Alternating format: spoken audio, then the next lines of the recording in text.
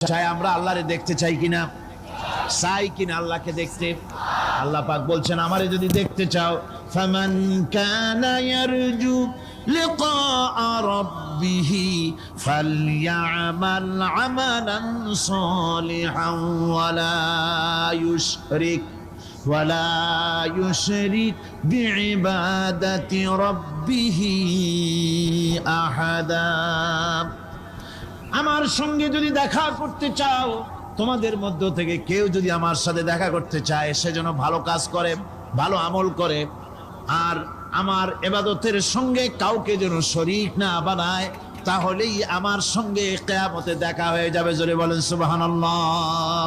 আল্লাহর সঙ্গে দেখা করতে হলে তার ইবাদত করতে হবে, গোলামি করতে হবে, এবং কাউকে শরীক স্থাপন করা যাবে না। এই গোলামি করতে হবে, ইবাদত করতে হবে কতদিন?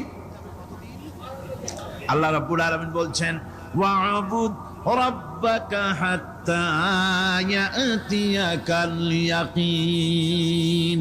ইবাদত করো, গোলামি করো, যতক্ষণ পর্যন্ত নিশ্চিত সেই সময়টি এসে না যায়, তার মানে মৃত্যু পর্যন্ত আমার গোলামি করতে থাকো। মৃত্যু পর্যন্ত গোলামি হবে কার? আল্লাহ সুবহানাহু ওয়া তাআলা। সেই আল্লাহ পাকের গোলামি জীবনের সকল ক্ষেত্রে করতে হবে, মৃত্যু পর্যন্ত সব ক্ষেত্রে গোলামি হবে আল্লাহ। আল্লাহর গোলামি হচ্ছে আল্লাহ যা নিষেধ করেছেন তার থেকে ফিরতে হবে, আর যা আদেশ করেছেন সেগুলি মানতে হবে। যারা নিজেদের সৃষ্টির উদ্দেশ্য বোঝে না, আল্লাহর সামনে মাথা নত করার পরিবর্তে অহমিকতা করে, অহংকার করে, আল্লাহর সামনে মাথা নত করে না, ইবাদত করে না আল্লাহ, তাদের সম্পর্কে আল্লাহ রাব্বুল আলামিন বলছেন, ইন্নাল্লাযীনা ইস্তাকবিরুনা আন ইবাদাতি সায়াদখুলুনা জাহান্নামা দাখিরিন। যারা আমি আল্লাহর সঙ্গে অহংকার করে, আমার ইবাদত করে না, আমার গোলামি করে না, আমার সামনে মাথা নত করে না, অহংকার অহমিকতা করে যারা জীবন চালায়, আমি কিয়ামতের দিন তাদেরকে লাঞ্ছিত করব আর জাহান্নামে পাঠাবো।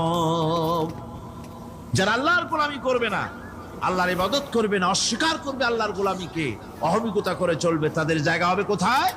জাহান্নামের মধ্যে। সুতরাং মানুষের মর্যাদা বাড়ে আল্লাহর গোলামিতে। মর্যাদা বাড়ে কিসে? আল্লাহর গোলামিতে। গোলামি করলেই মর্যাদা বাড়বে। এই জন্য আল্লাহ পাক কোরআনে কারীমের মধ্যে সবচেয়ে মাহবুব, আল্লাহ পাকের মাহবুব বান্দাদের কথা যখন বলেছেন, তখন নাম নেন নাই, আব্দুন শব্দ ব্যবহার করেছেন, গোলাম বলেছেন, বান্দা বলেছেন। আমার বান্দা, বান্দা হচ্ছে চাই আমরা আল্লাহরে দেখতে চাই।